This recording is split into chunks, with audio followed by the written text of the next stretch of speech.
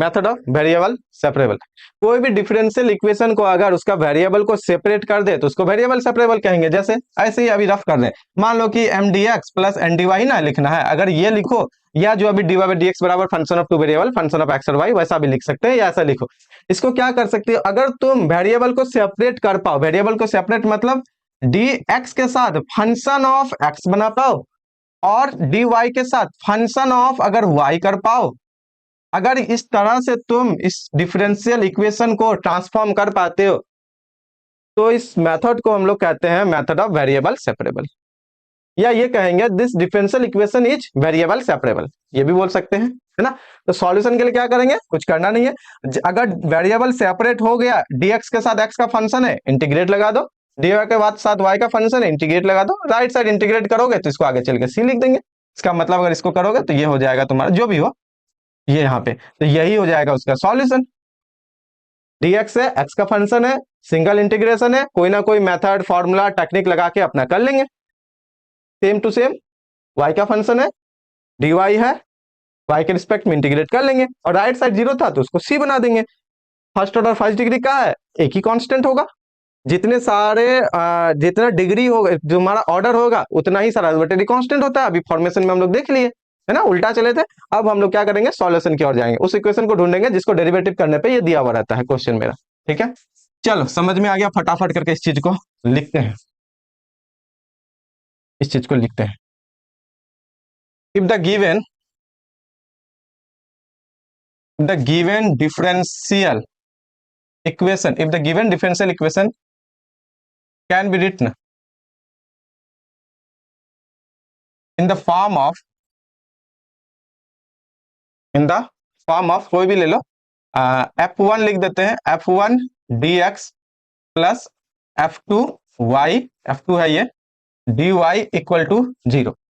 अगर हम लोग लिख पाए if the differential equation can be written, या लिख सकते it can be put in the form of, जो भी लैंग्वेज बोलो, बात तो वही है समझने के लिए। ठीक है, वेर अगर बात करें कि f1 क्या है, f1 is a function of x और कॉन्स्टेंट्स।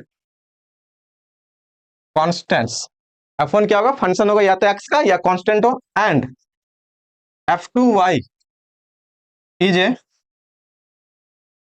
फंक्शन ऑफ y और कांस्टेंट्स ओनली भी लगा दोगे तो कोई दिक्कत नहीं है।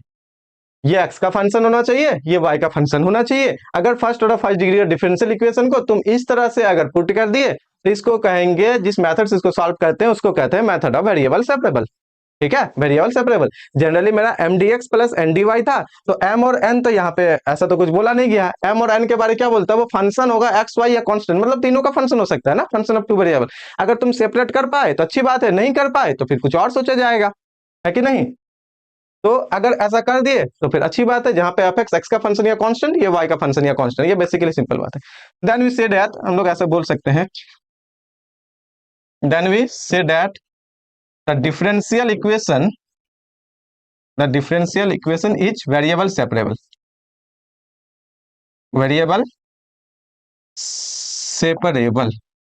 And the solution of the differential equation is given by, solution कैसे देंगे, and the solution of the given differential equation is given by, ऐसा कर देते हैं।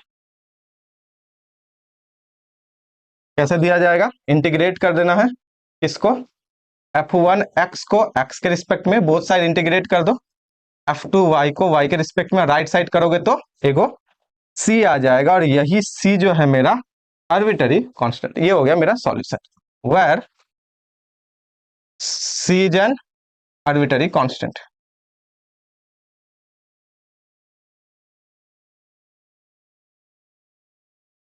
c मेरा है आर्बिट्ररी कांस्टेंट। गौर से देख लो, अभी जस्ट इस पे क्वेश्चन भी हम लोग करने वाले हैं। ठीक है, इस टाइप के डिफरेंशियल इक्वेशन को, किस तरह का फर्स्ट ऑर्डर फर्स्ट डिग्री का डिफरेंशियल इक्वेशन को हम लोग इंटीग्रेट करके जस्ट वेरिएबल को सेपरेट करके इसका आंसर करते हैं। ओके, अब तैयार हो जाओ, एक क्वेश्चन देते हैं, ट्राई करो बताना हमको सिर्फ ये कि ये तुमसे होगा या ना, हाँ या ना। एग्जाम्पल, पहला सॉल्व 1 + y² dx बराबर या +1 + x² dy इक्वल टू 0। सबसे पहले ये बताओ, क्या ये differential equation first order first degree का है? पहले बताओ हाँ या ना। क्या ये differential equation first order first degree का है?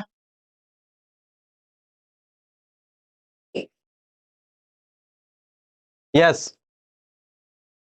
ओके, चलो अगर फर्स्ट ऑर्डर फर्स्ट डिग्री का है तो क्या ये वेरिएबल सेपरेबल मेथड से बन सकता है? चेक करो, वेरिएबल को सेपरेट कर पाओगे? चेक करो। चलो ठीक है, वेरिएबल को सेपरेट कर पाओगे?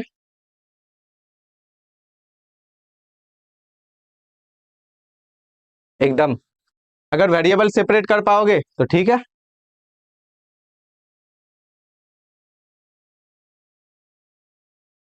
ऑर्डर कैसे पता चलेगा? ऑर्डर को पता करने के लिए क्या करो, dy और dx के फॉर्म में कन्वर्ट करो।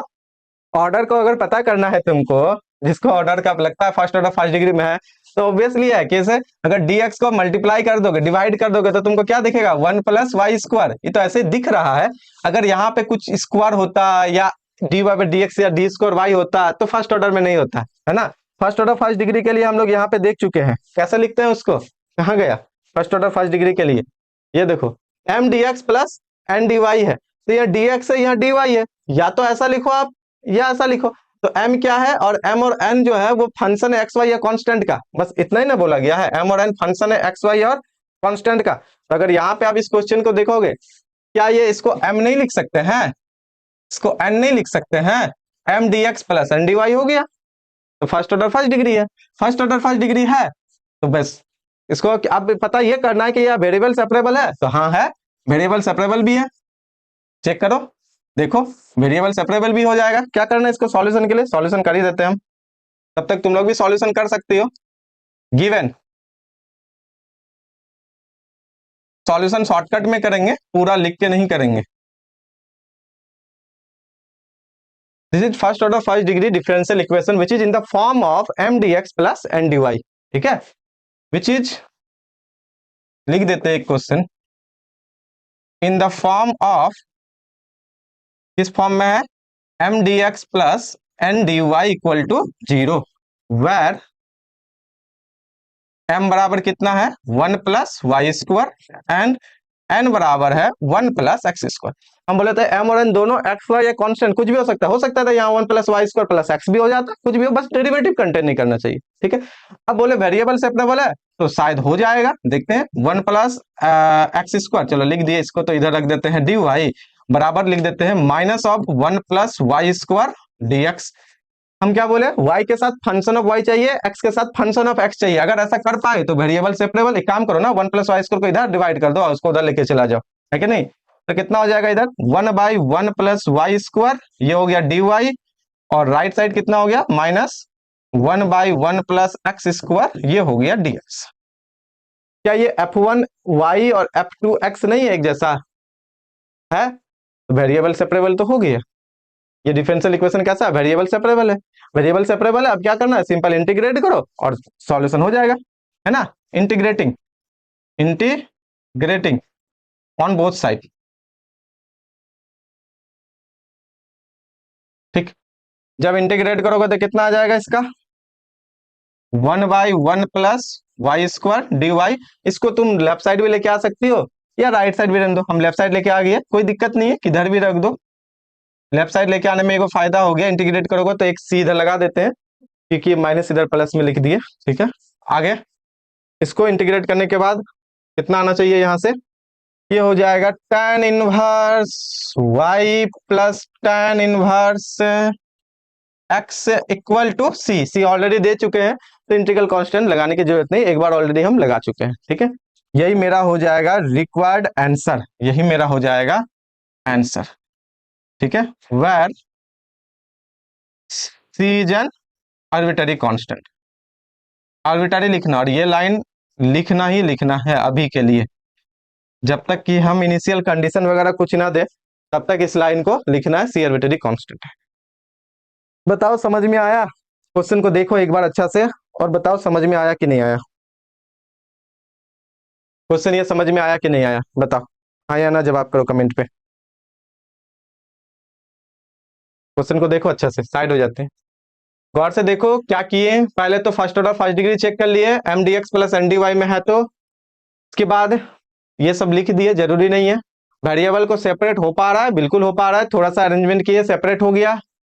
एक्स डी एक्स के साथ एक्स का फंक्शन, डी वाई के साथ वाई का फंक्शन, इंटीग्रेट किए, रिजल्ट आया। दूसरे क्वेश्चन में इस तरह नहीं करेंगे, हम सीधे इंटीग्रेट कर देंगे, वेरिएबल सेपरेबल करके ये स्टेप को जम करेंगे, इसके बाद सीधे इंटीग्रेट भी लगा सकते हैं, या इसको स्टेप को करने के बाद सीधे इंटीग्रेट करके ये वाला भी लिख सकते हैं। ठीक है, समझ में आया? यस, क्लियर है। चलो अच्छी बात है, एक क्वेश्चन और देते हैं, इससे गौर से देखना, उसके लिए हम टाइमिंग देंगे 4 मिनट। 4 मिनट में मुझे उस क्वेश्चन का इसका आंसर चाहिए। एक क्वेश्चन और, question number 2, example number 2, solve dy by dx equal to e to the power x plus y plus x square e to the power y। इसको करो तो dy by d x equal to e to the power x plus y, power में है plus, और ये plus इसके साथ है x square e to the power y. First order first degree में है, बिल्कुल है। D by d x equal to function of x y, function of x y, दो अलग अलग तरीके का हम लोग देख लिए है ना। या तो m D x plus N D y के फॉर्म में लिखो, या इस तरह से लिखो, फर्स्ट ऑर्डर फर्स्ट डिग्री है, कोई प्रॉब्लम नहीं है। क्या इसको हम लोग वेरिएबल सेपरेबल वाले मेथड से सॉल्व कर सकते हैं? ट्राई करो तो, वेरिएबल को सेपरेट करने के लिए क्या ये सेपरेट हो सकता है? बताओ, हो सकता है? हाँ या ना में जवाब दो, अगर हो सकता है। अगर हाँ बोलोगे तो हम टाइमिंग देंगे, अगर नहीं समझ में आएगा तो फिर हम इसको बनाएंगे। दोनों में एक ही कर सकते हैं। टाइमिंग देंगे मैक्सिमम 4 मिनट, तुमको बनाना है, और अगर नहीं होगा तो फिर मुझे बनाना पड़ेगा यहाँ पे। बताओ। यस, चलो टाइमिंग देते हैं हम, क्योंकि मुझे ये चाहिए कि तुम्हारा हाथ चलना चाहिए। ठीक है, स्टार्ट हो जाओ, हम टाइम सेट कर रहे हैं। हाथ नहीं चलेगा तो गड़बड़ होगा। मान लो समझ में आ रहा है, अच्छा लग रहा है सुनने में, पता चल रहा है, लेकिन अगर जैसे लिखने जाओगे तो अलग अलग तरह का कंफ्यूजन क्रिएट होगा। इसलिए तुम्हारा हाथ चलना चाहिए, क्योंकि अप्लाइड पोर्शन है, जब तक कलम चलेगा नहीं, पता नहीं चलेगा कैसे हो रहा है ना। ये बहुत जरूरी है। ठीक है, कंप्लीट करो इसको।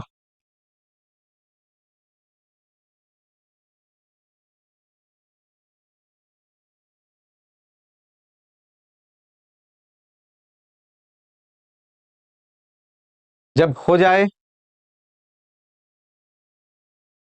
Minus e to the power minus y equal to e to the power x plus x cube by 3 plus 3।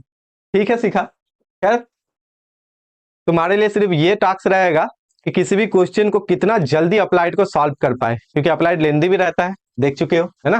कितना जल्दी सॉल्व कर पाए, वो टाइम मैनेजमेंट को तुम ज्यादा प्रयास करो। ठीक है, तुम्हारे लिए ये टास्क है। बन गया, लिखे कैसे? कैसे लिखोगे देखो, तुम्हारे ऊपर ही जस्ट एक लिखा है, ट्राई करो ऐसा ही, हमको समझ में आ जाएगा। सेम सेम, चलो अच्छी बात है।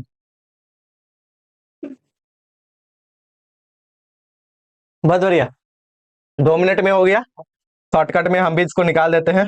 बहुत अच्छे, सॉल्यूशन के लिए गिवन, जिससे अभी तक नहीं हुआ ट्राई करो, नहीं होगा फिर यहाँ देख लेना। ठीक है, e to the power y into e to the power x लिख दो, x square e to the power y, d y by d x equal to e to the power y common ले लेते हैं, e to the power x plus x square, इसका मतलब d y by e to the power y, इसको ऐसा भी तो लिख सकते हैं, 1 by e to the power y d y equal to e to the power x plus x square d x. बस, वाई के साथ डी वाई के साथ वाई का फंक्शन, डी एक्स के साथ एक्स का फंक्शन, इंटीग्रेट करोगे इसको तो कितना देगा, कितना दे देगा यहाँ पे, e to the power minus y d y equal to the power x plus x square d x. Integrate करोगे तो minus e to the power minus y equal to e to the power x plus x cube by 3, और एक constant लगा दो। यही मेरा हो गया रिक्वायर्ड रिजल्ट, से ज्यादा और चाहिए क्या, है ना। यही हो गया आंसर। जहां पे सी की बात करें तो सी आर्बिट्रेरी कांस्टेंट है।